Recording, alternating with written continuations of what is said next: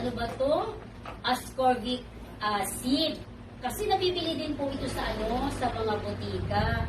Ano po pagkakaiba ng product na to? Kasi sabi nyo, sa ascorbic na ito, umalis yung pakiramdam nyo. At sabi nyo, every week, may 5,000 kayong laboratory, 5,000 na kung ano-ano. At kumbaga, para sumusuko na yung katawan. Although kayo gumagamit ng mga herbals sa paligid nyo, pero hindi sufficient. Ano po ba? Saan po bang company nyo na ito nabili? Ito po ang New Life for World Corporation. Ito po yung company namin. Ito po ang ina-endorse ni Ma'am Diana Bersamina at saka Ma'am Geraldine Ganyan. Ito po ang ina-endorse nila sa akin dahil maganda talaga ang mga product na ito. Lalo na ito po ang New Life C. Dahil putas at gulay po siya. So, ma'am, paano nyo tinake yun? Siyempre, ito lang po ba yung tinake nyo na sodium ascorbate para makarecover po kayo sa inyong sakit? Kinasabayan ko po siya ng reduce po. Ang take ko naman sa vitamins na ito ay dalawa lang. Pagising, 2 peraso, tanghali at kagabi. Ibig sabihin ma'am, 3 times kayo Opo. umiinom nito dahil sa case na inyong lupus. Sa the way, ibig sabihin 2 times sa umaga, 2 times sa tanghali.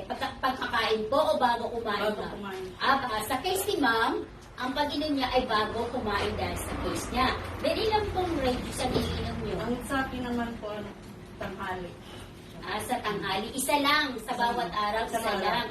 So, ibig sabihin, kung ito ay 100 pesos, plus ito ay 100 pesos, ibig sabihin, na-consume lang kayo ng 200 pesos a day. Ma'am, ilang months kayo uminom, o ilang weeks, o paano nyo, ilang days bago nyo naramdaman na ito pala effective sa inyong katawan, lalo na sa Isang inyong buwan na ano po na talaga yun. within 1 month. Hindi na kayo... Kasi ako, nag-specialist ang doktor ko, pero hindi talaga as in na-recover. Parang paralyzed pa din siya. Na-admit nga ako doon ng 3 araw. Pag-uwi ko, ganun pa rin ang ginagawa ng asawa ko, nagbaba ng malunggay. Inaanin niya kasi ang kirot, di pa rin nawawala. Lumabas kami ng 3 araw dahil ang bell, 150K. Wow, 3 araw. Kaya sabi ng asawa ko, 50,000, grabe. uwi na tayo kasi hindi ka mamamatay sa sakit mo, mamamatay tayo sa bell. Ayun, ang ikamamatay daw ni ma'am ay sa bill, sa payment sa hospital. Pero thank you sa sa New Life Worldwide na ginamit. May mga taong ginamit para... Si Ma'am Geraldine Ganyan at saka si Ma'am Diana Bersamina. So, pasalamatan nyo po ng mabuti ang mga taong ginamit ng Diyos. Although, itong mga ito ay mula sa halaman, which is created by God. Pero may mga taong binibigyan ng knowledge and wisdom how to produce ito na, kasi hindi naman natin kainin yung 3 kilong gulay, parang ang hirap nun.